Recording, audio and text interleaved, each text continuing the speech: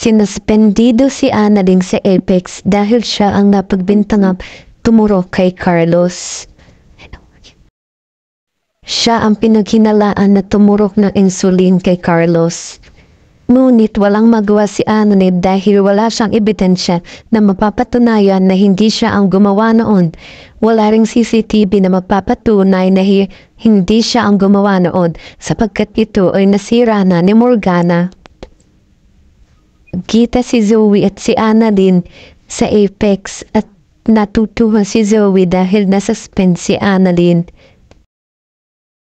Galit na galit ito kay Annalyn dahil sa nangyari sa kanyang ama, ngunit wala naman talagang alam si Annalyn doon dahil ang gumawa noon ay si Morgana. Hindi mapatunayan ni Annalyn na wala siyang kasalanan dahil wala silang ebidensya na maipapakita.